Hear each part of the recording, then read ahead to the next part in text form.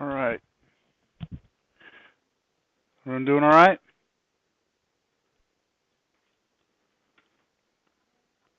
All right. So last class we were talking about line integrals, and we had finished up line integrals in two-dimensional space. We had just talked about line integrals in space and how we could rewrite our formula in this new format where it included this vector function, and I talked about what it meant to plug in a vector function into a scalar function.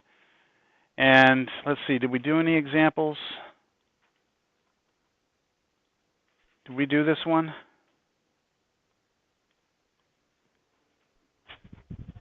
We did, right? Yeah, I think I remember doing that. Yeah, that's where we had stopped, I believe. Okay, so we're going to pick up from right there.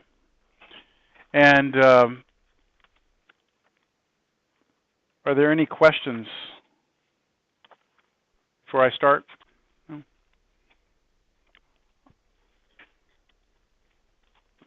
Okay. So now we discuss line integrals over vector fields. So up to this point, when we've talked about line integrals, we either had a curve that lived in two-dimensional space, and the function lived in three-dimensional space, and we dropped the area, remember, the curtain down? That was the line integral when we had C was a curve in two-dimensional space. Then we have the curve is in three-dimensional space, and the function is in four-dimensional space, and we couldn't really look at it as like a curtain. And now what we're doing is we're looking at, still we have a curve, but now our curve lives in a vector field. So whether or not that curve be in 2D or in 3D, imagine a vector field within that space. And we want to know what it means to compute a line integral over a vector field. So to motivate the idea, let's just remember that in 10.3, we may have talked about this a little bit, the concept of work, or if you've taken a physics class, the concept of work as being F dot D. So F is your force, it's a vector. Your D is your displacement vector. And you take their dot product. Remember dot product from way back when? You dot the two vectors together, it gives you a number. That number is a measurement of what we call work. Right? So it's the force times the directed distance when you're like trying to move an object or something. All right, so if we have in some space, you know, we look at, this is two-dimensional space, we look at every point in that space, if there is some force and some directed distance, we can compute the work, which this is actually doing it for each one. So you can see here, the longer my displacement vector gets, the more work is done. The shorter the force, the less work, right? What happens if the work is in the opposite direction, or the displacement's in the opposite direction? We get a negative work, right? We get negative work. So it is possible to have negative work. Okay? So now imagine a point moving along a curve within a vector field. If F, capital F, is a force field, for example, gravity or electromagnetic force, then the total work done by the field is the sum of all the work done at each point along the curve. So here's the picture. I've got a curve here, we're in two-dimensional space, right? I've got a curve. If I'm going to be moving along this curve within this space, which has a vector field defined on it, right? That means at every point on the curve, there's a vector that corresponds to capital F, the field. But as I move through that field, I have a displacement vector, which is the yellow one here. I mean the yellow. There's not even a yellow vector up there. The green one, right? So let me move along. Oh, that's not what I wanted to move. That's just moving the point. That was just to remind you that every point in this space we have a vector which comes from capital F. But if I move along the curve, at every point, we have the red vector, which is equivalent to the vector field, right? It's like all these little blue arrows. That red one is representative of what's happening in the field. The green one is your displacement vector, kind of. I mean, the displacement right here at a single point, the displacement is 0, right? If I'm at a single point, I'm not moving, I don't have displacement. But I can tell you the direction of that vector, the direction of it, should be the same direction as the tangential vector, right? Shouldn't it be? And do you remember what capital T was? It was, if this curve is r of t, a vector function, r of t, then r prime of t was the tangent vector, wasn't it? But then capital T was the r prime divided by its unit length, right? You divide it by its own length. So capital T should always have a length of 1 going around this thing. Right, as I move around, notice the green one never changes its length, right? It always stays the same because capital T, we made it unit length, right? We made it length 1. But would you agree that my displacement vector, as I'm moving along this, is parallel to capital T, yes? Parallel to it? How long is it, though? How long is what is the displacement along here? Josh, you didn't bring us enough for everybody? Is that Chinese food? Oh. Damn. It's just not right, man. Okay, so what is the little infinitesimal length? Because what we want is the work at each point, right? So what we do is what we always do in calculus. We move along the curve. We cut it into little infinitesimal sections, right? I know that the length of that little infinitesimal section, if I'm trying to get it as a vector, right, should be parallel to capital T, right? And how long should it be?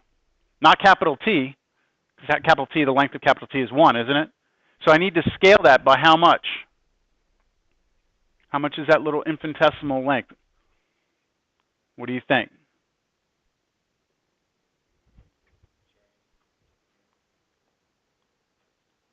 Maybe an illustration here. Here's that blue curve coming through here, right? I'm really taking an infinitesimally small section of that, right? I know my tangent vector comes through here, my green vector comes through here like this. I know that the length of that one is 1, but I want to make its length about that length, right? Instead, how long is that little blue piece of this curve?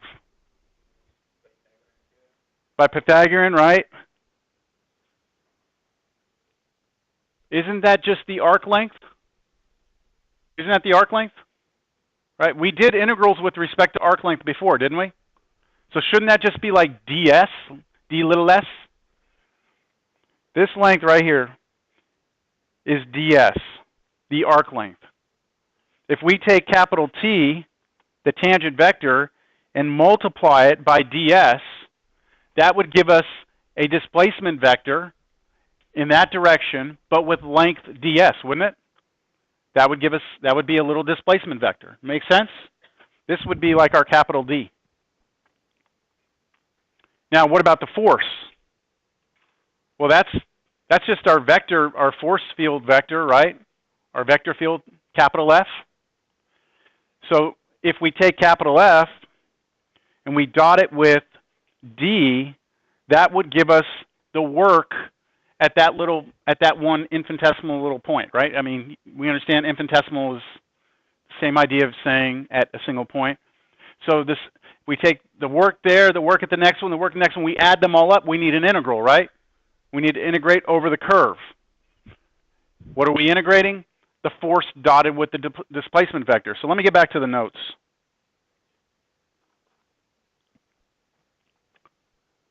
We want the force dotted with ds times t. That's our displacement vector. That's what I was just saying. So the work should be the integral over the curve of f dotted with t ds. T ds is our capital D, right? That's our displacement vector. So that f dot d is work. F dot T ds would be work also, right? Well, R of t, right, is going to be our parametric representation of our curve. So this integral over c is going to turn an integral from a to b, right?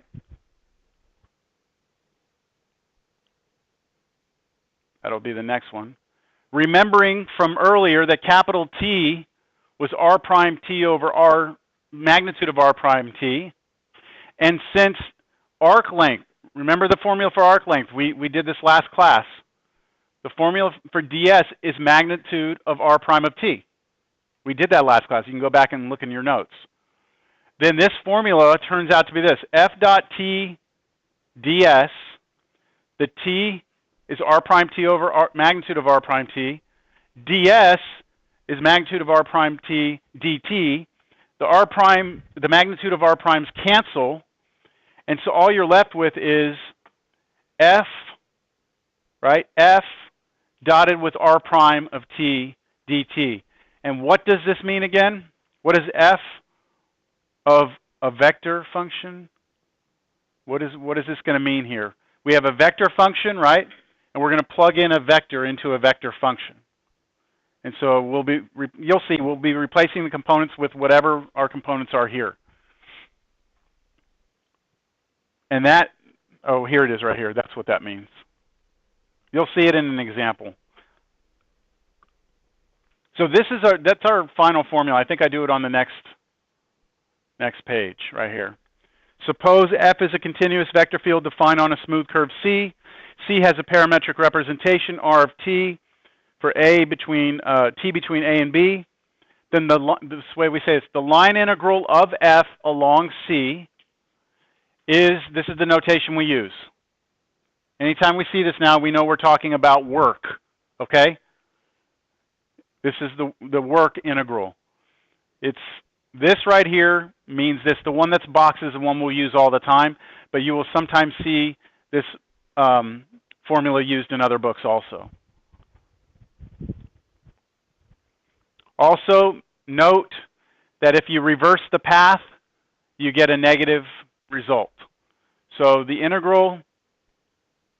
line integral backwards on C is equal to going forward on C, but just change the sign. There's not a whole lot new here, I guess. Some notation. All right. Find the work done by the gradient vector field of f of xy equals x plus y squared on a path traversed by the top half of the unit circle in the counterclockwise direction. Oh, yeah. Okay.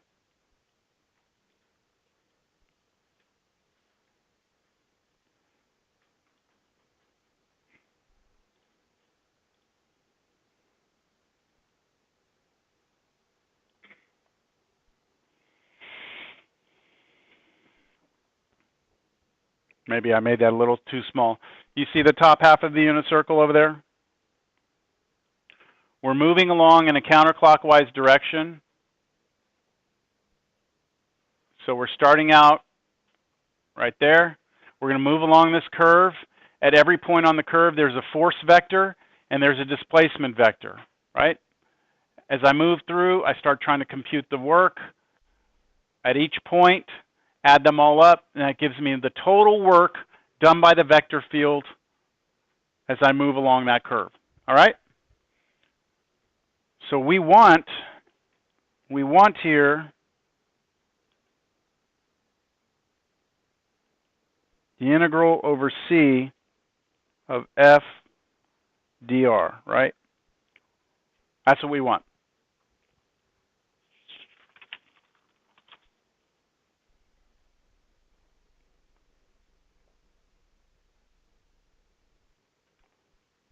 Does anybody recognize that we have a little bit of an issue here? Like as far as like what is capital F?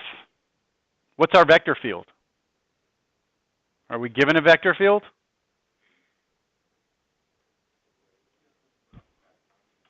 Yeah, see, all we're given is a scalar function, right? And we're saying find the work done by the gradient vector field of this scalar function. Remember, given a scalar function, you can always find its gradient vector field by doing the partials, right? So that's the first thing I have to realize, is that the capital F is not given to me directly. I need to realize that it's the gradient of little f, because that's what they said it was, which for us is the partial of f with respect to x, partial of f with respect to y, written as a vector. Which is, what's the partial of f with respect to x? Times x plus y, or you could say 2x plus 2y, either way. And it's the same exact thing for the y component, isn't it? So that's, the capital F is necessary for you to be able to do this problem. It wasn't given directly, we had to compute it. All right, so we got our capital F. Now we also need to know, for this, our path, right? We need to know r of t. So how are we going to get r of t?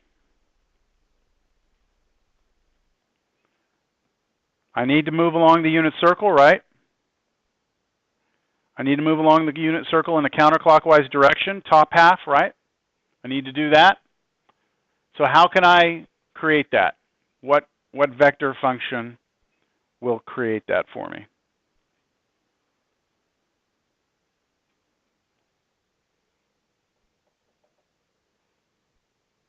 Parametrically, we would say x must be what and y must be what? Cosine t, sine t? Bless you. Bless you, no, never mind. You didn't sneeze. Still bless you, I guess.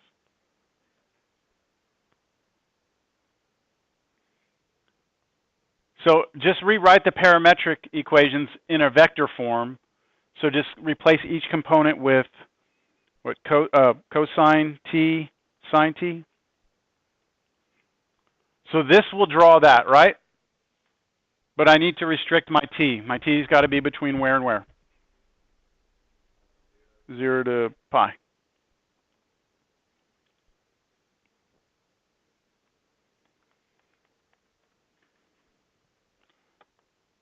Now remember what the formula says here.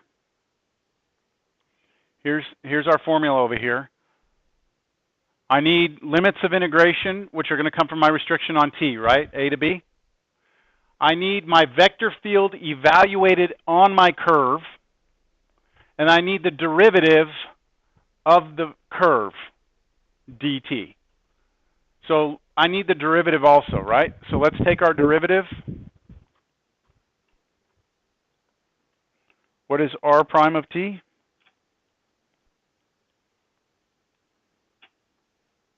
Negative sine t cosine t.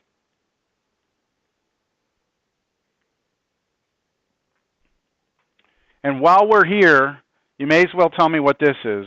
What's f of r of t? And then we'll plug it all into the integral in a second.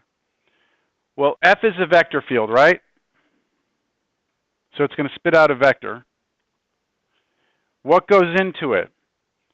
Well, capital F was 2x plus y, right? But I'm going to be replacing x with what? The x component of the curve, right? Which for us was what? Cosine t. I'm replacing the y with sine t. And then I do the same thing here and here. Understand? Getting my capital F, replacing x and y with the x component and y component of the vector function, which represents the curve. So 2 times x plus y cosine t plus sine t. And then exactly the same thing over here, cosine t plus sine t. Any questions?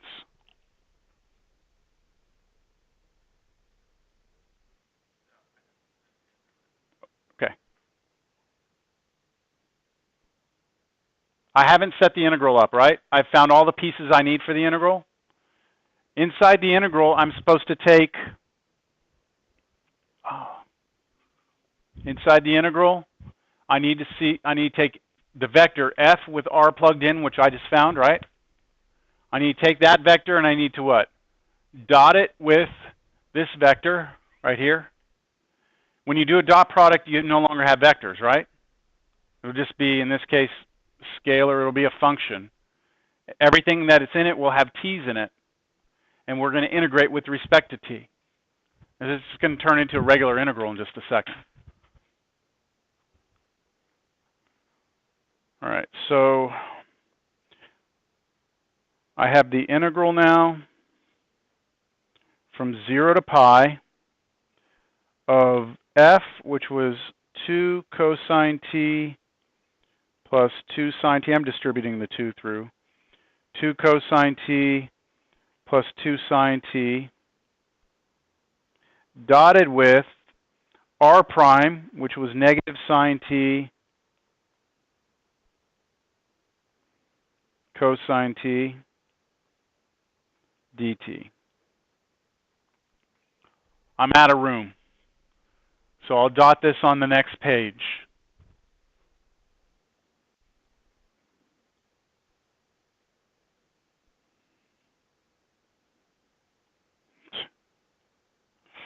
That didn't quite work out.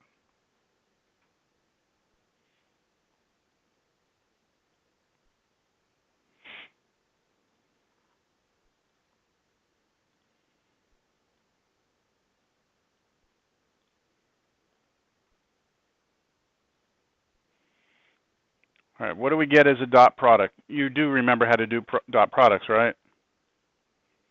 Integral 0 to pi. You just do component to component, right? So I'm going to just multiply negative sine t times this. So that should give me negative 2 sine t cosine t minus 2 sine squared t. And then do the other multiplication plus 2 cosine squared t.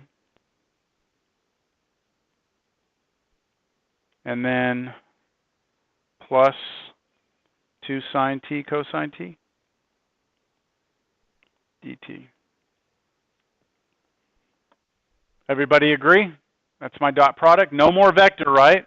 No more vectors. I think I get some good cancellation here, almost to the point of being ridiculous.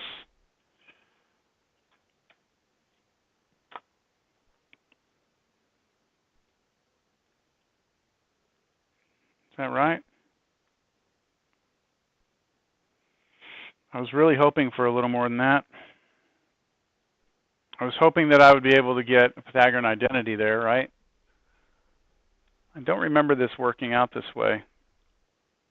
We got this all right. Negative, positive, we plugged it in. Plugged in the right one. Yeah, everything looks all right. So what do you do with this?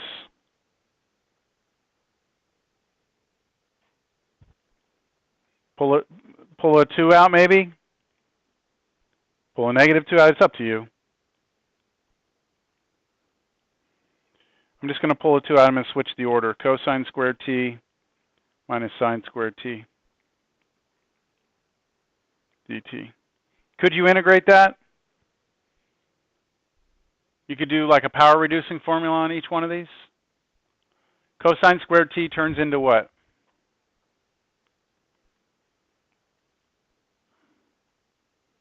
One half plus 1/2 cosine 2t. And then the other one turns into 1/2 minus 1/2 cosine 2t dt. Now I want that 2 back in there, right? Can I put that 2 back in there? Is that going to bother anybody? Do y'all have any questions, though, what I've done? Do these 1/2s cancel? Oh, man, that was a... Why didn't y'all point that out up here? This is a double angle formula for cosine, isn't it? Go back and look up your formulas. But you can see we're going to get it from here. Look, 2 goes in here and makes that a 1. And then when the 2 goes over here, it makes it a -1. Those go away. And what will you have? This goes in here, that goes in there. You get 2 cosine 2t, don't you?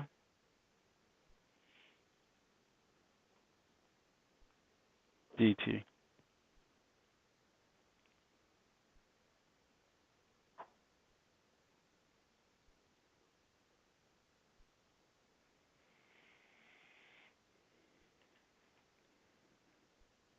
So integrate that. What do you get?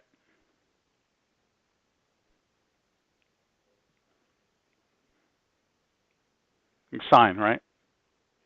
Sine 2t. Evaluate it from 0 to pi, or evaluate it at pi, then at 0, subtract. So what's sine of 2 pi? 0. What's sine of 0? So your answer is 0. What does that mean? We screwed up? No, it means that your work is 0. Now, I know that may not make sense, but remember we said we could have negative work. Didn't we say that? So I want you to notice, I'll bring this back up larger here so we can see it.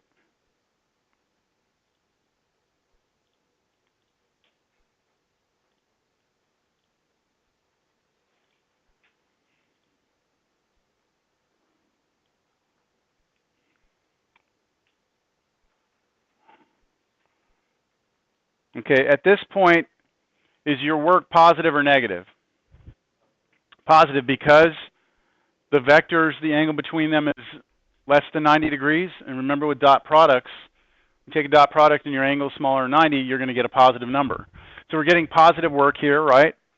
But as we move across here, now we're getting negative work, aren't we? That's negative work, because the angle between them is larger than 90. And still negative work, right? And then, whoop, now we're back to positive work, right? And we keep going. And it turns out that if you add it all up, the total work was 0. So it's not crazy that we got that answer. Same sort of problem. Find the,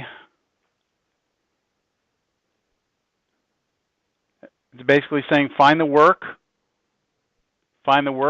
done where we have a vector field here, and C is this parabola, y equals 1 plus x squared from negative 1, 2 to positive 1, 2.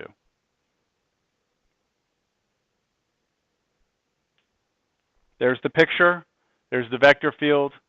As we move across it, we're going to have negative work, and then positive work, right?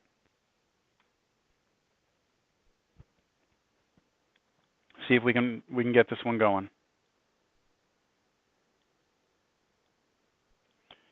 I guess the difference here in this problem is that they gave us the vector field straight away, right? We don't have to actually go compute it. It's there.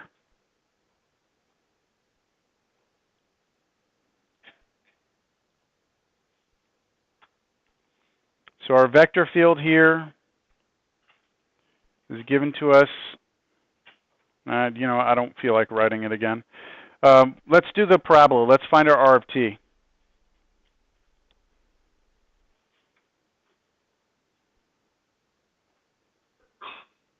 Bless you.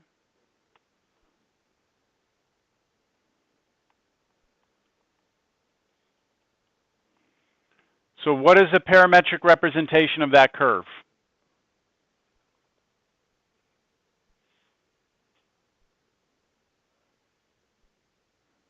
I feel a quiz coming on.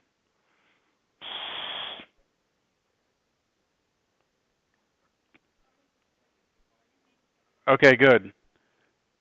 So in this case, you let x be t because it's the independent variable. Y is dependent upon x, so you replace x with t here, you just get 1 plus t squared, right? We did that. We already had it hand out where I walked around. Y'all did that once already. And then t is between where? Well, it's the same restriction as x. So what were those points there that were given in the problem? -1 to 1, right? So we go -1 to 1. All right, so r of t can be written as the vector function t 1 plus t squared. I'm going to need its derivative, right? So I may as well get it now. R prime of t is the vector 1, 2t.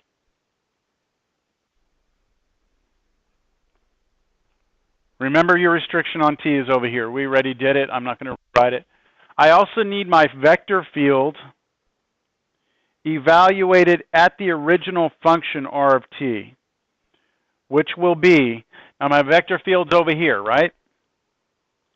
Blow that up a little bit. Here's my vector field. It's the x and y components on different lines here.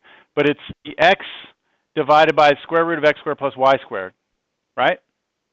So what's x for me if this is my curve? It's just t, so it's going to be t over the square root of t squared, right? X squared plus y squared. It's t squared plus y, which is 1 plus t squared squared. Do y'all understand that? This is x over the square root of x squared plus y squared, where x and y are the x and y components of the curve C, which is r of t. I've got to do the same thing for the y component, except it's y over. So this will be 1 plus t squared over the exact same thing.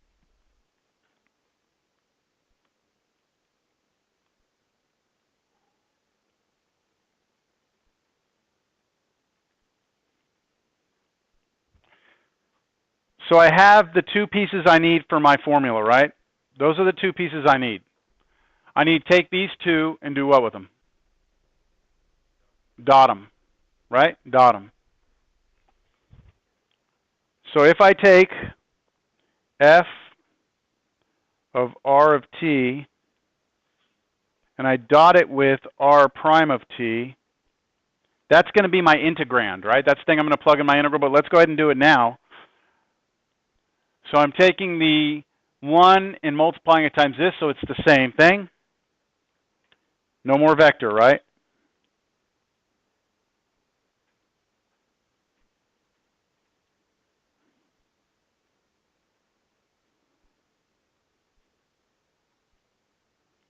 And then I take the other one, so plus, because it's a dot product, I multiply the 2t times this, which I'll distribute the 2t to each of these. So it'll be 2t plus 2t cubed all over square root of all that stuff again.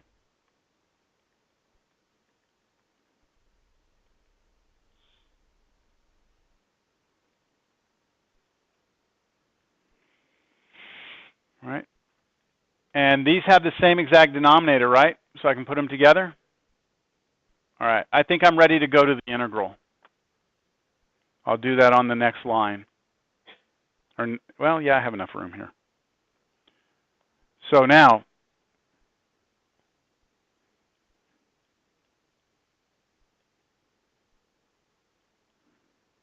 it'll be equal to the integral from where to where? -1, 1 to -1 to 1 of what here? So I can put these two together, right? So 2t cubed plus 3t. Just adding up the numerators. Over all this.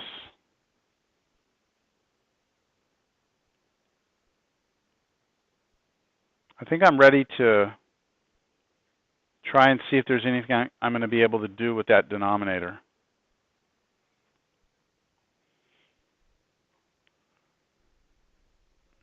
All I did was I took the 1 plus t squared and squared it. That was down here.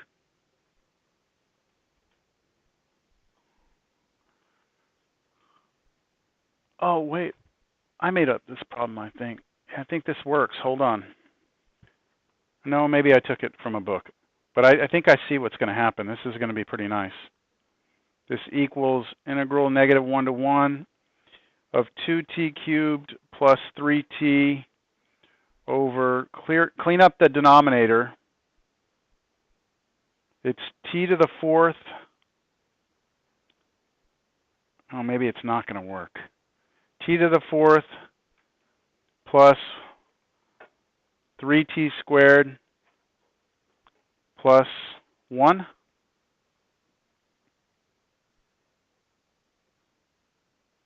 dt. Does everybody agree? Everyone with me here? Can you do a u sub here?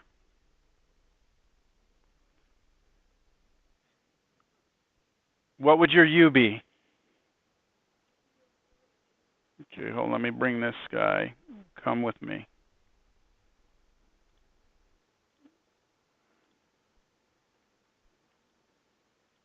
Do u sub. So you want u to be the whole thing in the radical? Then du is 4t cubed plus 6t dt, right? Just factor out a 2.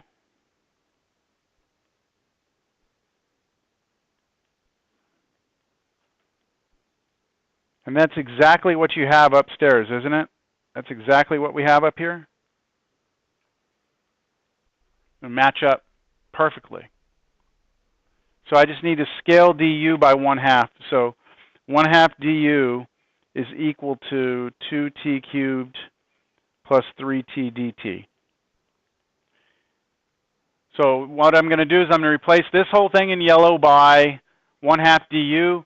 The bottom is going to become square root of u, which is really u to the negative 1/2. I'll integrate and then I'll plug everything back in.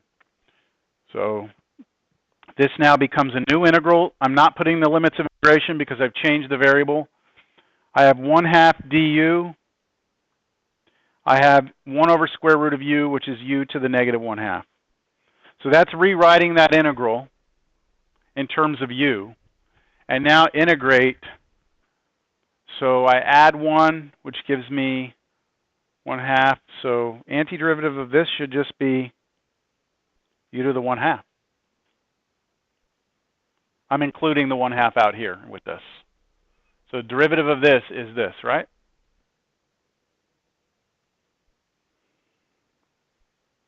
Now replace u with what it was, and you should just have square root of t to the 4th plus 3t squared plus 1. And now you can evaluate negative 1 and 1. Are you serious? What's the answer?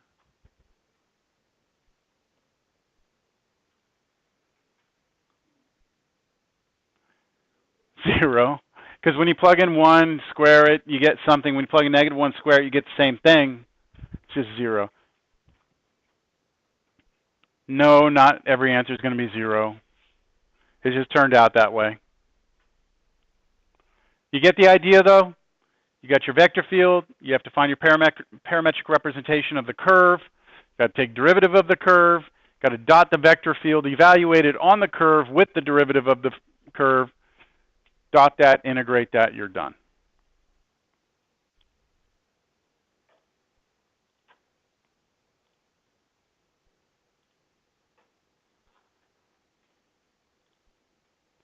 All right, some other notation, just notation. I said this would come up at some point later. Well, today's later.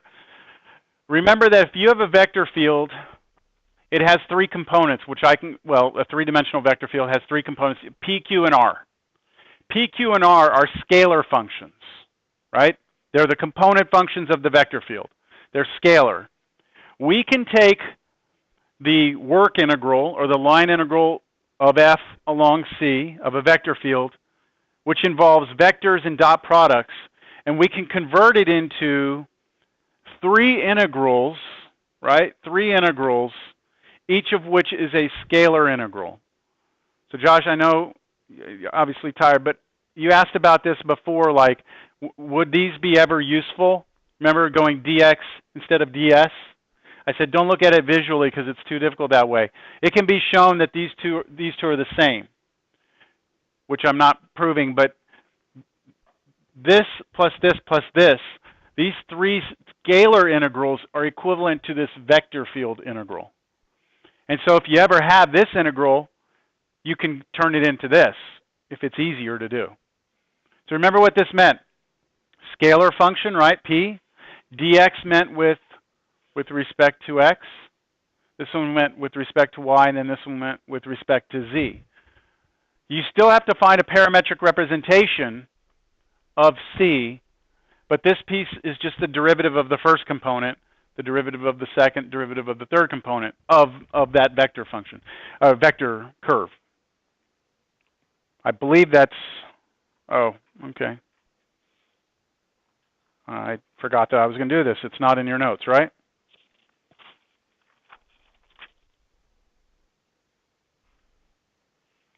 A 180-pound man carrying a 20-pound tool bag walks up a helical staircase wrapped around a 20-foot radius cylindrical silo. If it takes 3 complete revolutions to reach the top of the 90-foot silo, how much work is done against gravity? No, work is measured in foot-pounds. Also, weight is a force. Just reminders.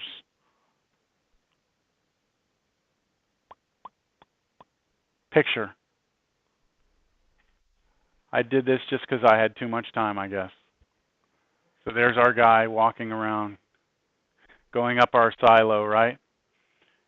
Him in his bag, working against gravity to get up this thing, right? When he gets to the top, how much work has been done? All right? Now, there are ways you can do this without all what we're going to do, because it's a pretty basic problem, but you can extend this problem into any curve. It doesn't just have to be a helical curve going up a silo. I mean, it can be any three-dimensional curve in any vector field, not just the gravitational vector field. All right?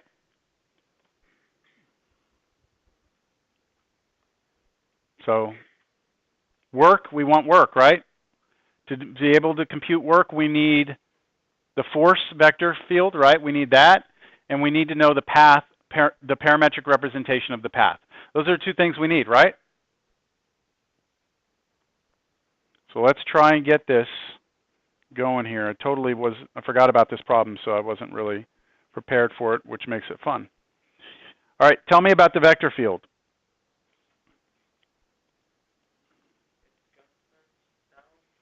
Okay, so we are going to look at it as just a straight down vector field. We're not going to look at it like it really is, which means, you know, there's like a center of the earth, and, you know, we're not going to get the complicated version of gravity. We're just going to say straight down, right? Straight down. So what would it be? What's the force acting on this man as he walks up this thing? You said it's straight down, so what's the x component then? If it's straight down, what's the x component of this vector field? What's the y component of this vector field? The y component, right? Left. It's three-dimensional, right? So straight down. And what is the force? Is it constant? It's constant. Equal to his weight in pounds, right?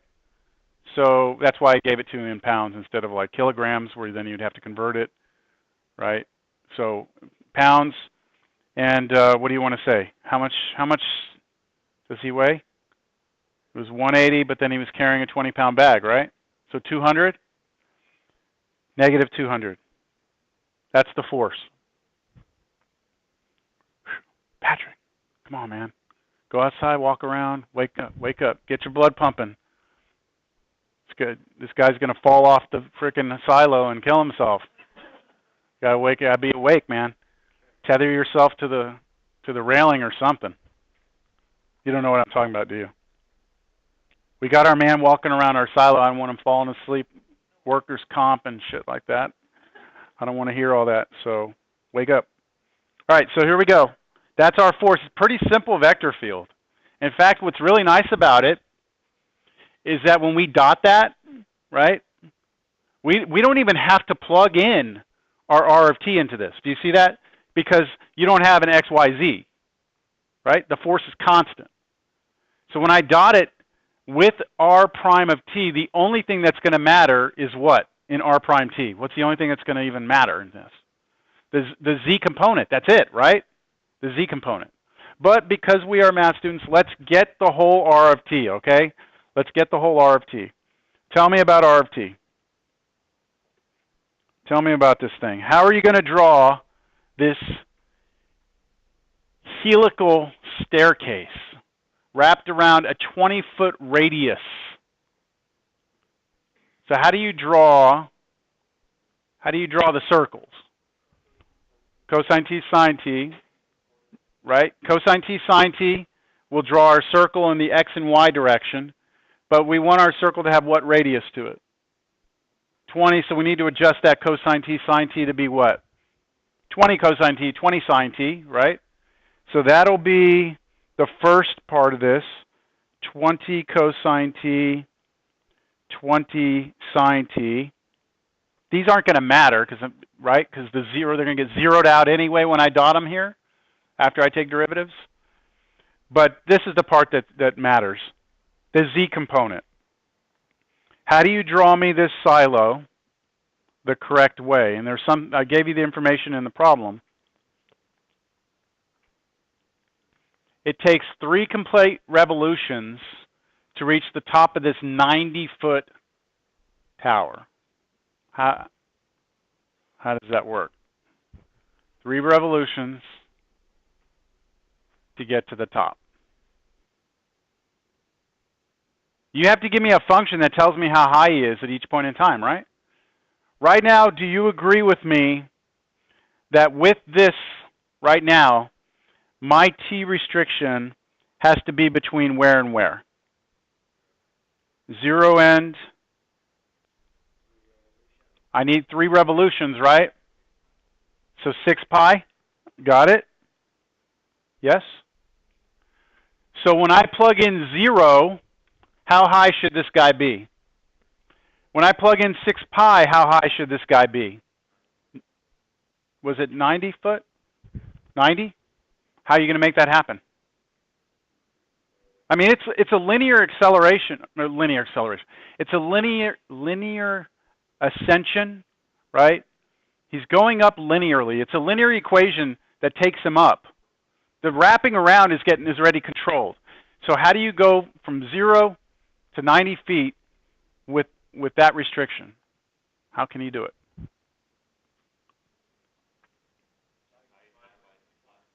$90 divided by 6 pi. Oh, hold on. Just that? T? T out here like that? C. Are you convinced that would work? Maybe?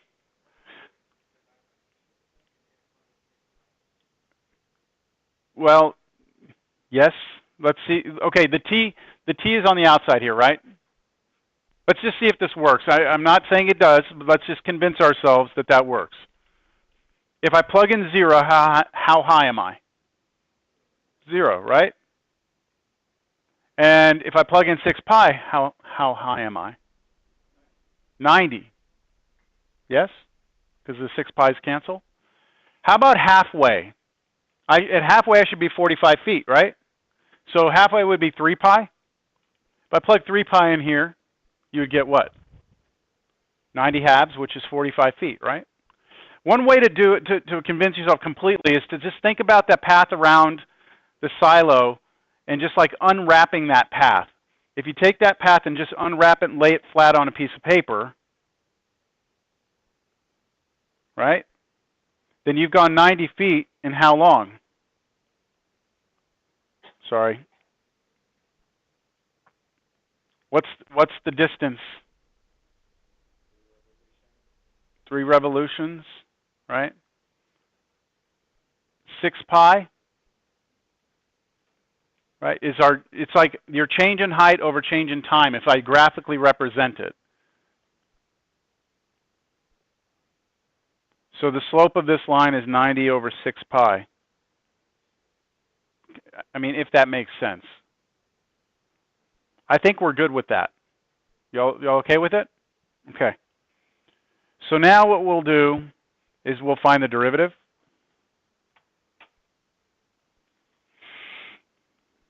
Negative 20 sine t, 20 cosine t, and then 90 over 6 pi.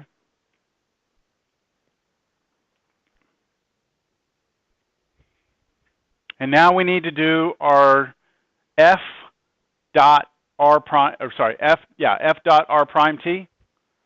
What's f evaluated at r of t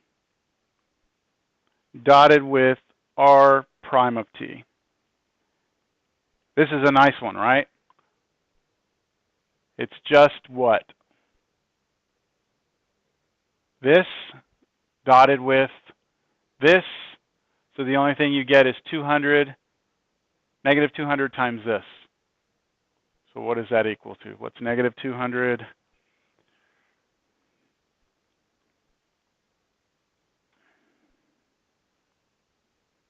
that right?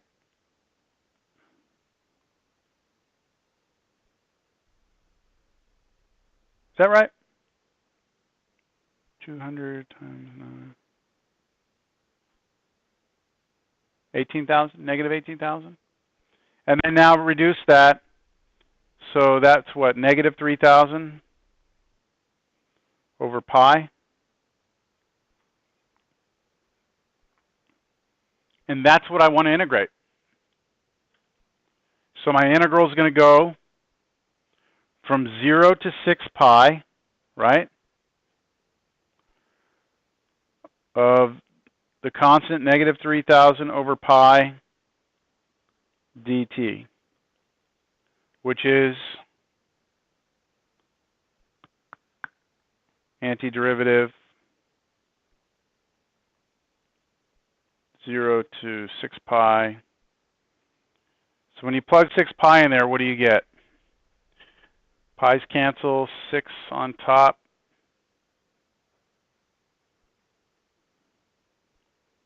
Right?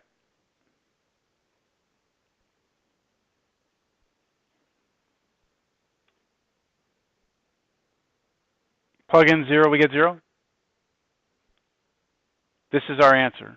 It's our work. Negative 1,800 foot-pounds.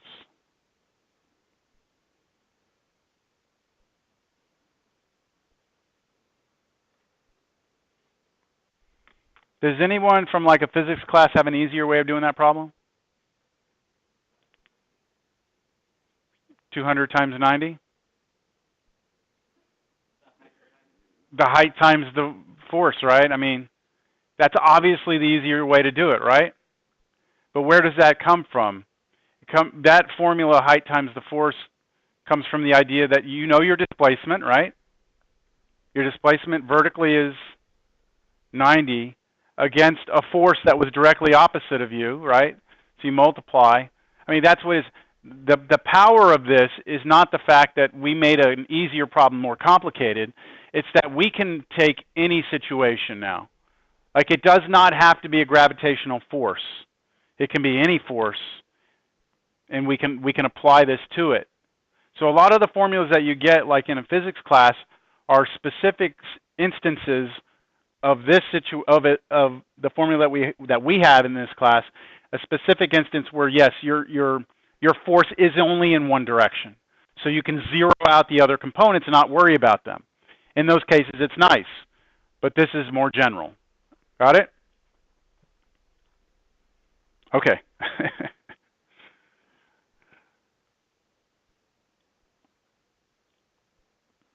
All right, I'm not going to do that one. It's very similar, but it's a 10 kilogram object, so it's not, you're not given the weight. You have to first get your weight. You're given a curve, but this curve is not. It's kind of different, and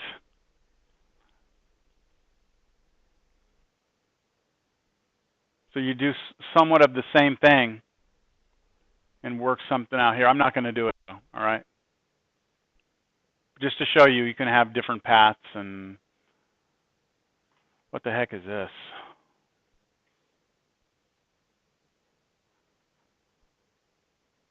Oh, I must have wrote a program to do it. Yeah, I guess I did. I forgot I did that. So this, you put in the vector field, you put in your path in parametric form, and then you put in your limits of integration. It spits out the actual number. So, all right, I think we're done with this section. Yeah. Awesome. Page 771. Let's see if that's correct. Wow, that is correct. 1 through 13. And then, hold on, I think there's a little change here. Yeah, this is changed. This right here, 17 through 21, should be 19 through 21. But I think what I did is I changed it to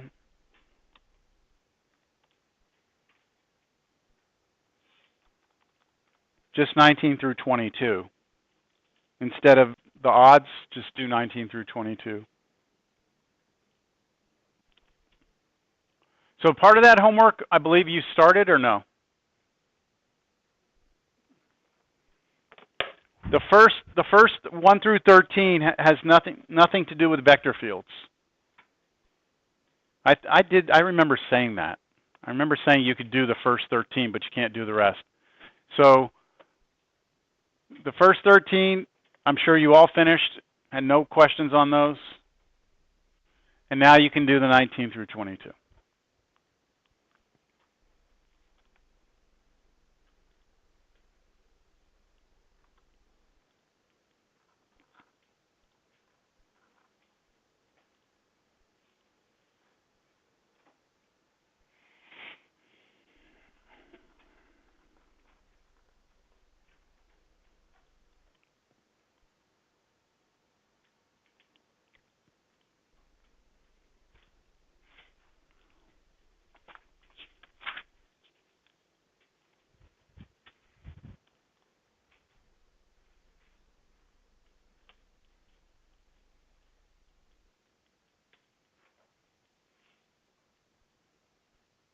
So let me try and motivate this a little bit. Do you remember from Calculus 2, the fundamental theorem of calculus? Do you remember the fundamental theorem of calculus? There were like two versions of it, but like the one that we used the most was this one. It said that the integral from a to b of f of x dx is equal to capital F of b minus capital F of a, right? That was our fundamental theorem of calculus, where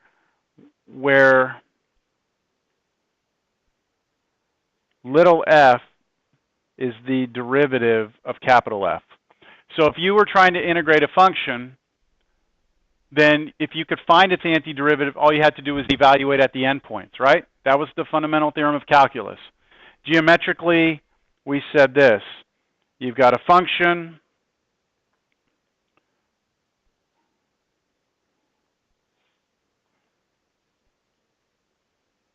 We're trying to find the area under the function. Turns out that all you need to do is find its antiderivative, which would have its own graph.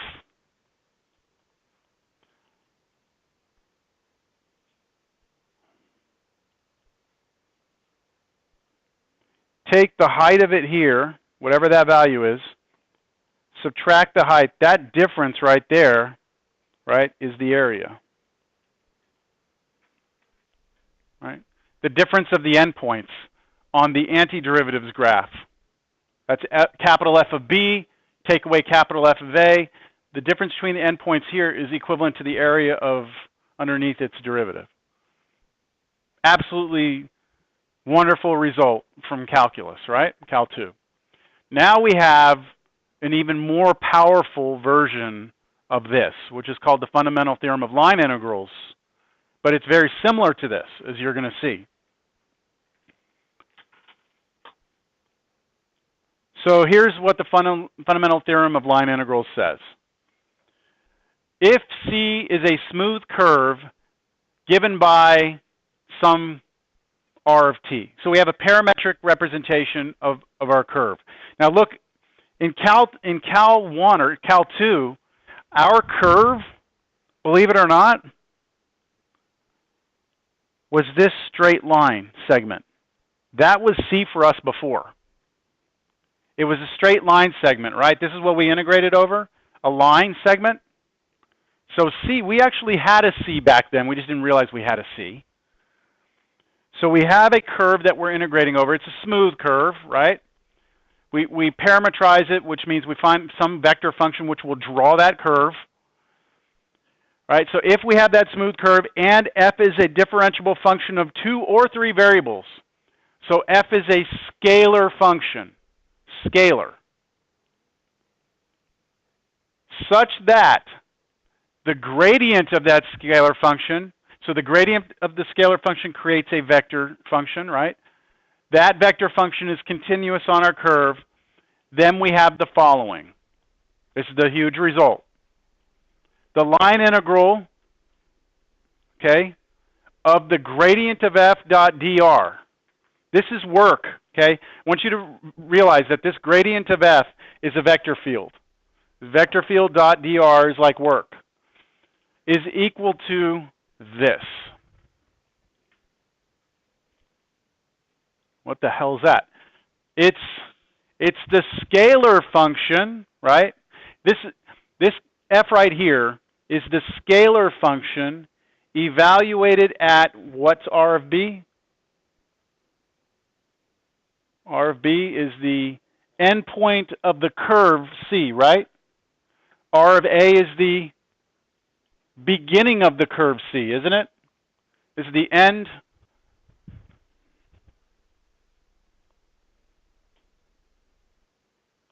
If I have a curve sitting out here doing whatever, C, then R of A is there and R of B is here. That's if I'm saying R of T draws this curve, right? R of T draws this curve. R of A is where I start. R of B is where I end. And, of course, T is between A and B.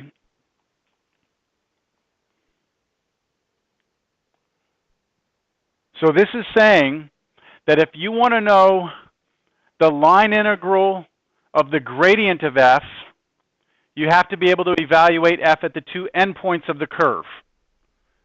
So how is this tied into little f and capital F?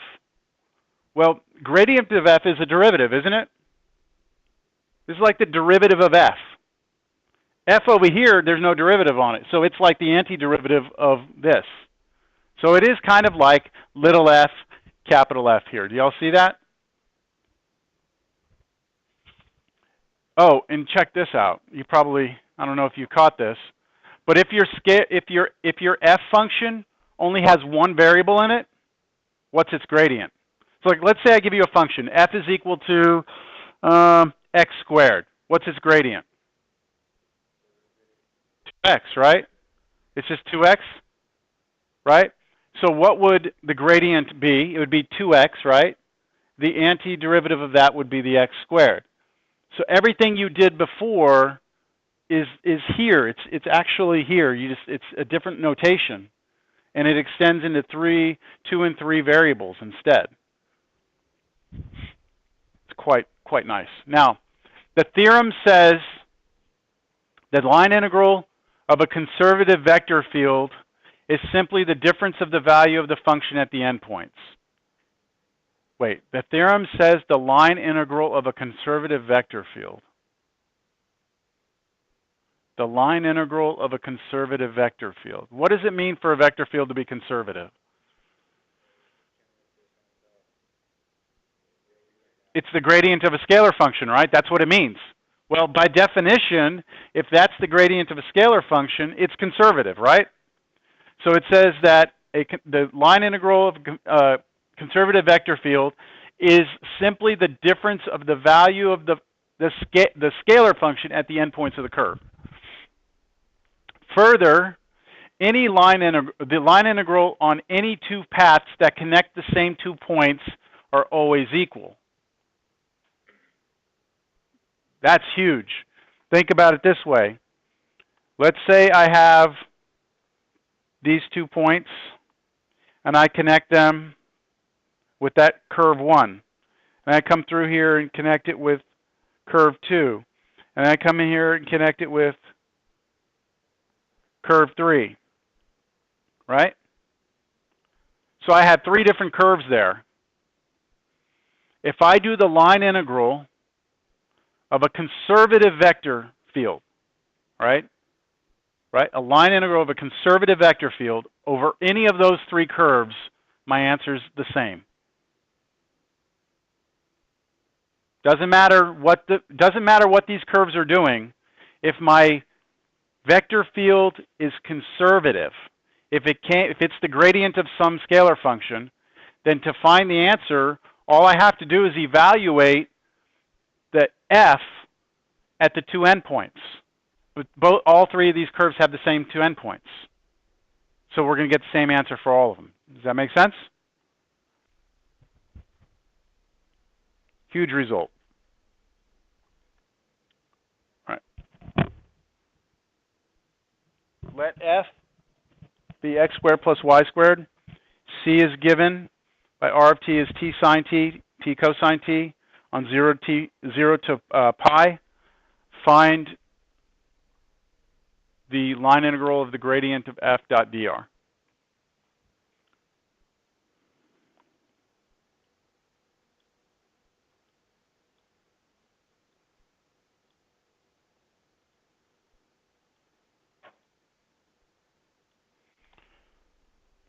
What's the gradient of f? It's 2-dimensional, right? 2x, 2y, right? So then I could start going in, I could start getting what? My r of t, right? Which is given to me in the problem, right? Are you all following me or not? R of t is this. So what would I need now? What else do we need when we're trying to do these? The derivative, right? So I do the derivative, and then I plug this into here, and then I dot the 2, right? That's what we were just doing in the previous section. Hold on, though. Hold on. Why do all that work? Why do all that work? Is this right in here a conservative vector field? Well, of course it is, because it's the gradient of f, right? Dotted dr, or dot dr. By what I just said, if you have a line integral of the gradient, a conservative vector field, dot dr, if you're trying to find this, all you have to do is evaluate the scalar function at the endpoints of the curve. That's all you have to do. Subtract. So why go through all this work when all we have to do is find the endpoints of the curve? What's r of b? What's r of b? Well, that's r of, what's the endpoint of t? R of pi, right? What's r of pi? Tell me what r of pi is. So plug pi into r. What do you get? Pi sine of pi, and then pi cosine pi. Sine of pi is 0. So this is just the vector 0. Cosine of pi is -1. negative pi, right? That's R of B. Now I'm supposed to take, well, do you want me to find R of A now, or do you want me to plug that into the function? It's up to you. Go get R of A now. Okay, what's R of A? That's R of 0, which is just the 0, 0 vector. Now, according to the fundamental theorem of line integrals, the line integral over any curve, does not matter what the curve is, all right, of the gradient of some scalar function dot dr will always be equal to the scalar function evaluated at R of B minus the scalar function evaluated at R of A, which we just said was the scalar function evaluated at 0, negative pi minus the scalar function evaluated at the vector 0, 0. Now, this was that thing on notation I told you about last class. I said it's very strange for us to say we're going to plug a vector into a scalar function, but all we meant is that we will replace x with 0, y with negative pi. We'll replace x with 0, y with 0 into the scalar function. So what is this scalar function? It's x squared plus y squared. So what is it when I plug this in? 0 squared plus negative pi squared, so pi squared. And then minus, now what do I get when I plug in 0, 0? 0. So the answer is pi squared. Now I challenge you to do that problem without the fundamental theorem of line integrals, and it's going to take you a while, and I don't know how nice it's going to be. Because you've got to do a derivative, right? The derivative's not so bad, right? But then you have to plug this in here, and then you have to dot them, and it's going to be like a lot of trig stuff in there, and it's not very fun. This was much cleaner, wasn't it? Questions?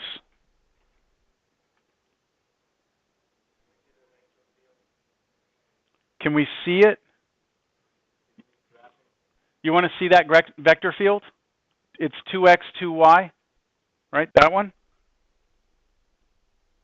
Sure. I think it's 13.1 where I have the vector field.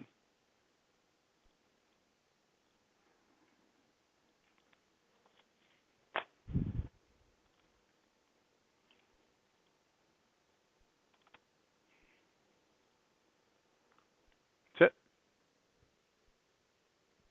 That's the vector field we were... Now, did the vector field...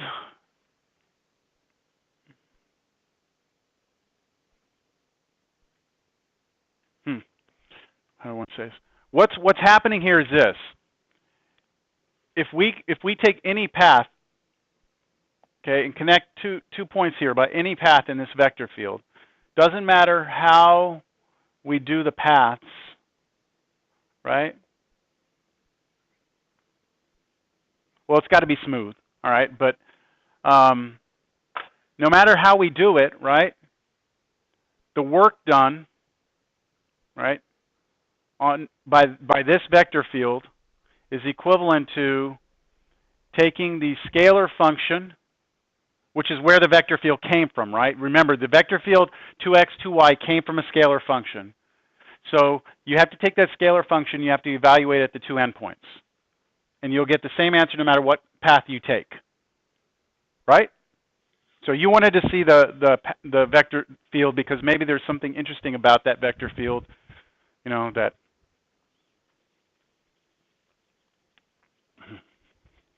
Moreover, how about this? How about if I take a path, if it's a conservative vector field, how about if I go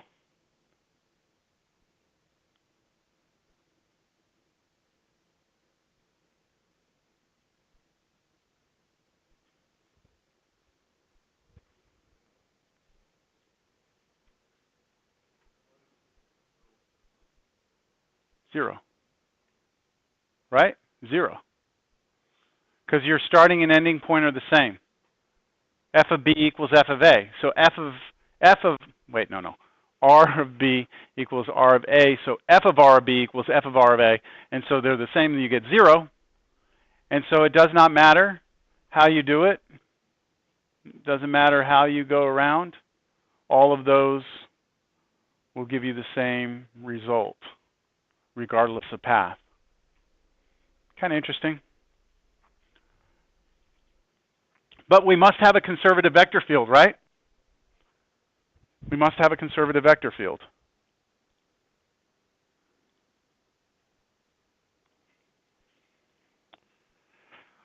This is what I just said just now. First of all, this is what a closed curve looks like. A closed path is a path with the same initial and terminal points. Okay, now I'm not saying that this capital F is conservative, all right? F.dr is path independent if and only if this computation of work is 0 for every curve C and D.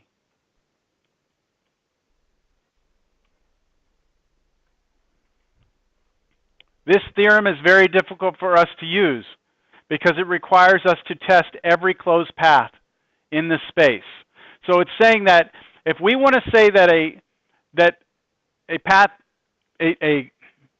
a line integral on a vector field over a curve is path independent, we have to show that the line integral gives us 0 for every closed curve, which is impossible to do because we can't test every closed curve.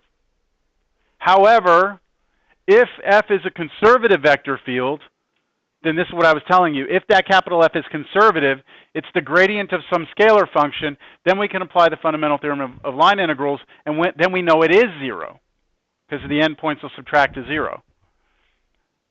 So, line integrals on closed paths of conservative vector fields are path independent.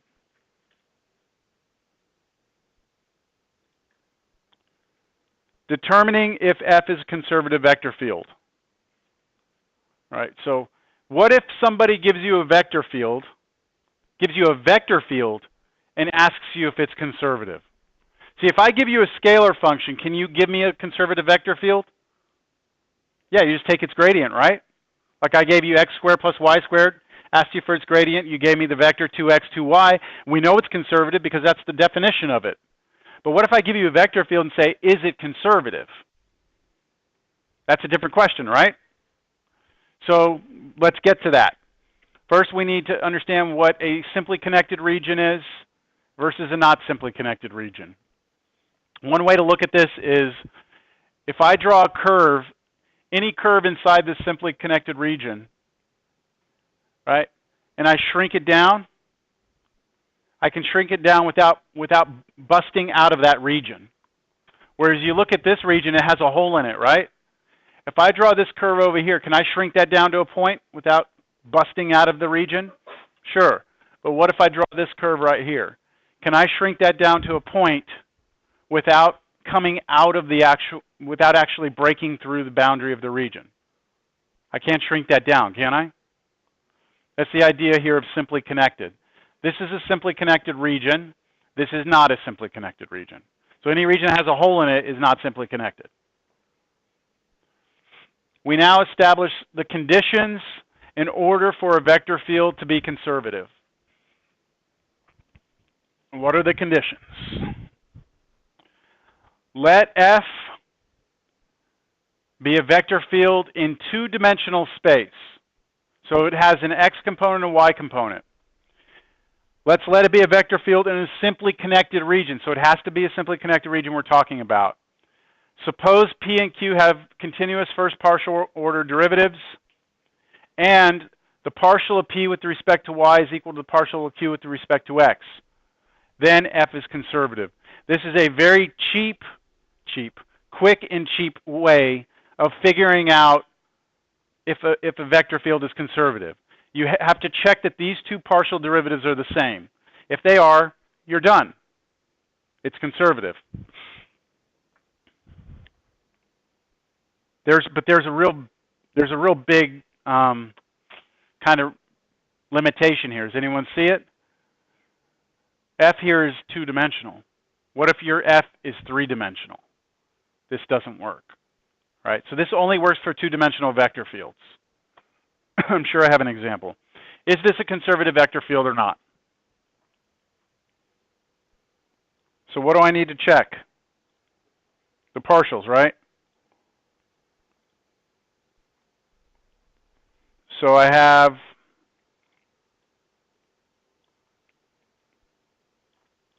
my F is actually two components. It's a P and a Q component, right? The P in this problem is 3 plus 2xy. The Q in the problem is x squared minus 3y squared, right? And therefore, my partial of P with respect to y is 2x. And then I'm checking the partial of Q with respect to x, and that's also 2x, isn't it? Those are the same. Since the partial of P with respect to y equals the partial of Q with respect to x, F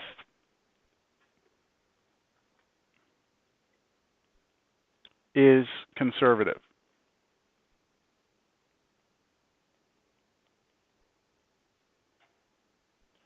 That is, F is equal to the gradient of some scalar function, isn't it? That's what it means to be conservative. This is the gradient of some scalar function. Do you know what that scalar function is? No. But you know that it came from one, right? F, we don't know. So as great as this little check is, right, that we can say it is conservative, as good as that little checking is, if someone wanted us to actually apply the fundamental theorem of line integrals, could we? We would have to know what little f is, right? We would have to know what the scalar function so we could plug in the endpoints of the curve. All we're saying is that, yes, it's conservative, so we can apply the fundamental theorem of line integrals to this, but we still don't know what the little f is. Wouldn't it be nice if we had a way of finding little f? Yes? It would. And so that's what we're going to do. All right, recall from 13.1, F is a conservative, if F is a conservative vector field, F is conservative if there exists a scalar function in which, is what I just said, the gradient of F is F. Gradient of the scalar function is our vector function. In such a case, little f is called the potential function for the gradient field. We now learn how to find potential functions if they exist, because you don't always have a potential function, because not every vector field is conservative. So we've learned how to do it, and we will use what's called partial integration. And we've done partial derivatives, right? But we haven't done partial integration yet, which is the backwards process. And it's a little weird, so let's get down to it. See what we can do in 15 minutes. Is that conservative? How can we do a quick check to see if it's conservative? Call this one P. Call this one Q. What's the partial of P with respect to Y? What's the partial of this with respect to Y? 2x. Okay, this is Q. What's the partial of Q with respect to X? 2x. They're equal. It's conservative. It has a potential function. There's a little f that makes that happen. What is it? So let's do it. I like this. I like partial integration. It's kind of fun to me.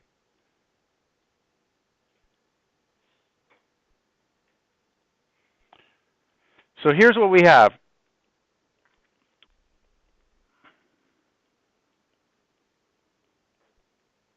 Wait till you see the one you have to find the potential function for on your take-home. It's going to be fun. You'll enjoy it. But the concept is the same. I have it. I'll send it to you today. I have it ready to go.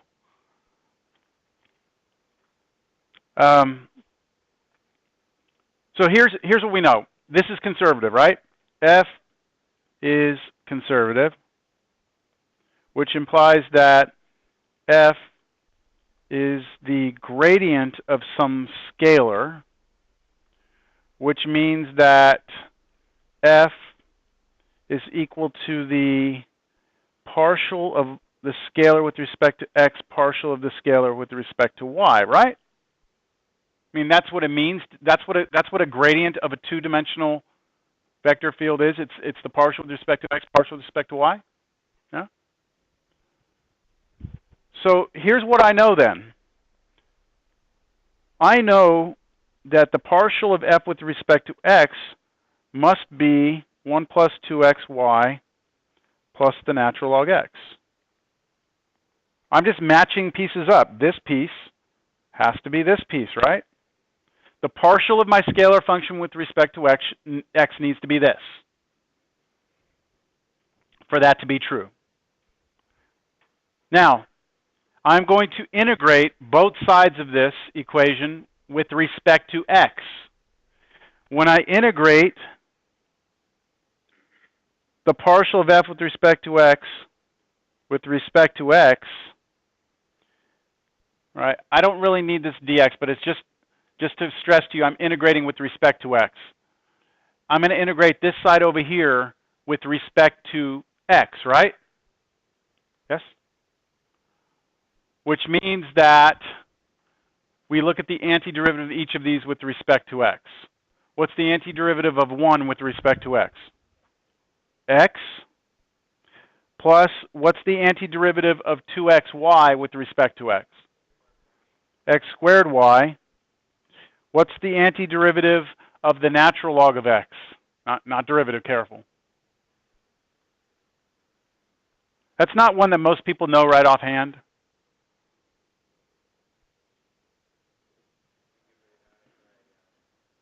X ln x minus x? I believe that's it. Let me just check it real quick. Do a quick product rule on this one. 1 natural log x plus 1 over x times x, and then minus 1, and then those cancel. Yes, that's it. Okay, just go look it up if you need to, or do it by integration by parts. It can go by integration by parts.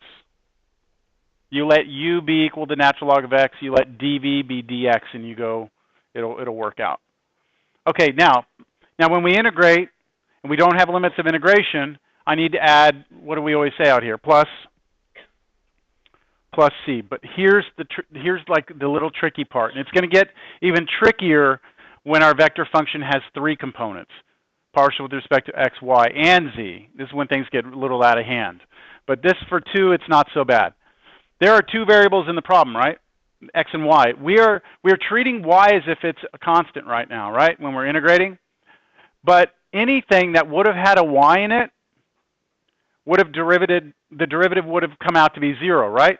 But it didn't have to be a constant. It could be like y squared. It could have been what? I could have anything, sine y here. If I would take derivative of sine y, it would have been 0, wouldn't it? So I need to look at this constant as not being a constant, but potentially an entire function of y. It could be anything with y in it, right?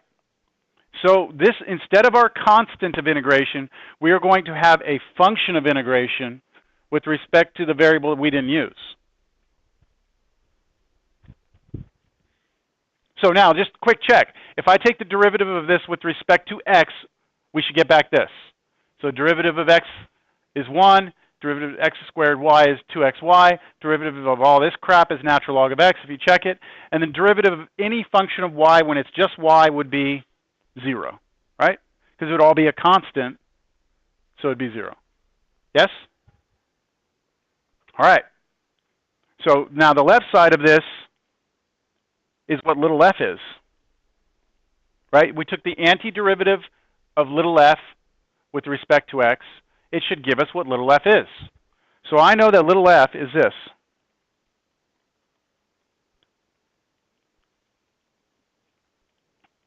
So I could tell you right now that I actually know what little f is within a function of y. I've got it. I'm close, but I'm still off by a function of y. So now what I'm going to do is I'm going to be clever, and I'm going to differentiate this now with respect to y. So take the derivative of that with respect to y. Why am I doing that? Because I actually know what that's supposed to come out to be, right? My derivative with respect to y is supposed to come out to be what? X squared, right? X squared. So let me see, if I differentiate this with respect to y, what do I get? Well, derivative of x is, with respect to y, is 0, right? Derivative of x squared y with respect to y is x squared. Derivative of all this crap with x's in it is all 0. What's the derivative of g with respect to y? I don't know. It's the derivative of g with respect to y. Right? Now I'm just going to do g sub y to mean the derivative with respect to y. All right, but that needs to be equal to, but x squared plus partial of g with respect to y needs to be equal to what I had up here, right? That was what this was. So at the end, this thing needs to turn out to be equal to x squared, period, right? Which means what? Partial of g with respect to y must be 0, right? That has to be 0. Just subtract x squared from both sides.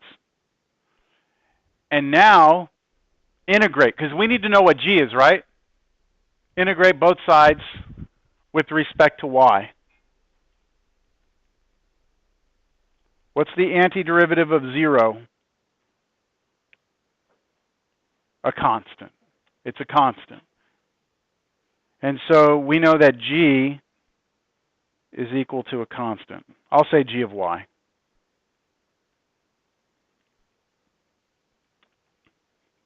And that leads me to my final result.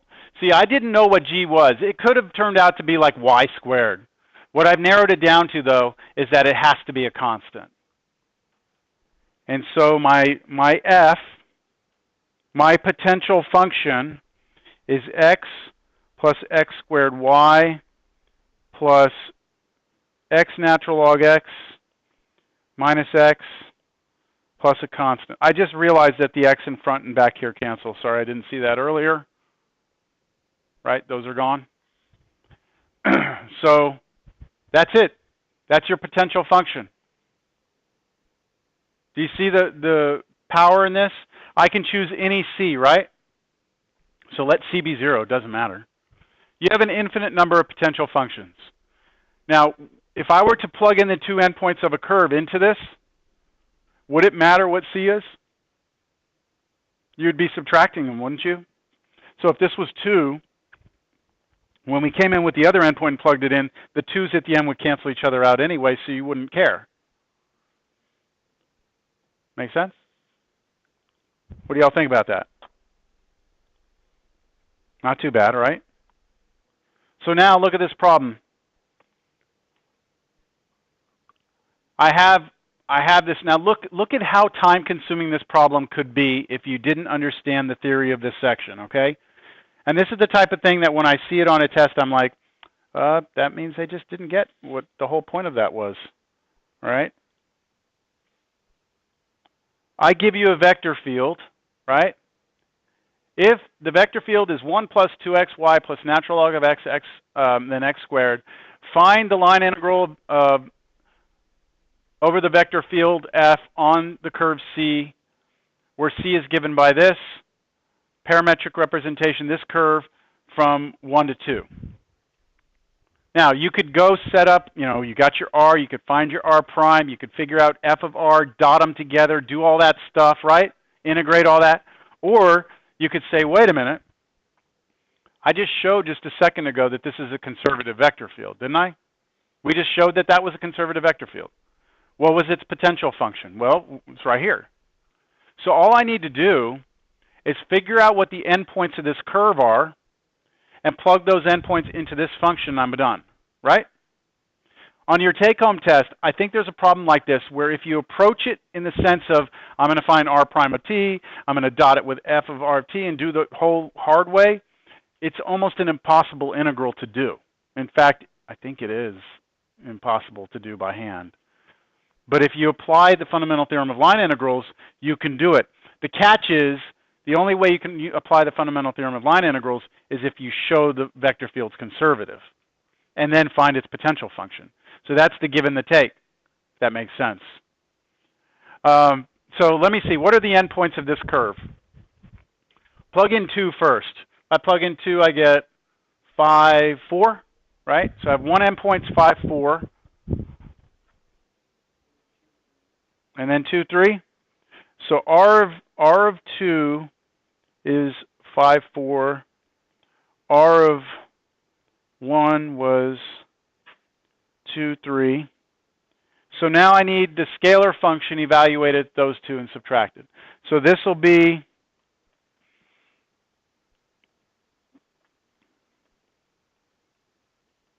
F evaluated at 5, 4.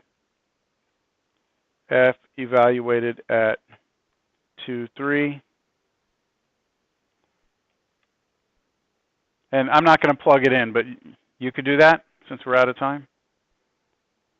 Right, you're just going to plug 5 for X, 4 for Y, and then subtract from that 3, 2, or 2, 3, whatever it was, right?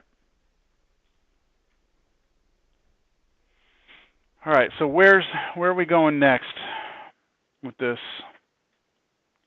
We have not seen what it takes to show a vector field in three-dimensional space is conservative, but we can still use partial integration to try and find its potential function. Now this is fun.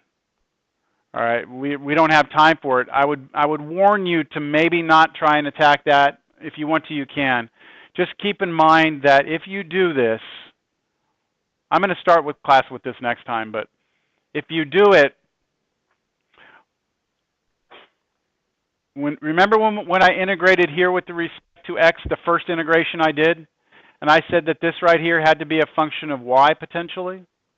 Well, if you have a third variable in there, then that G could actually be a function of Y and Z. So that G is a function of 2 variables as opposed to 1. And so when you take this derivative here to go back and try and match this partial respect to Y, I don't know, do you see this is going to be G of YZ instead of just G of Y? Things just get a little bit more complicated, that's all. So that's where we'll pick up next time. I'm not going to give you any homework out of this section. There will be a way to check this later. Conservative vector field for 3-dimensional, there will be a quick check later, but we can't do it yet because it requires stuff we haven't talked about. All right, I think we're doing good. We're in 13.3, right? There's only, what, 8 sections in this book, in this chapter? 9. No, 8. No, 9. Divergence theorem. I forgot about divergence theorem. I think we're going to make it, though. We have how many more meetings? 1, 2, 3, 4, 5 more meetings. And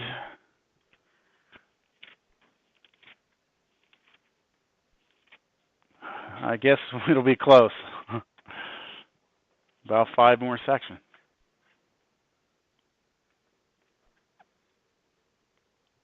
And then we have a final, a monster final. 3-hour final, right? Have a good day. Do your homework. I'm going to send out that exam. Get going on it.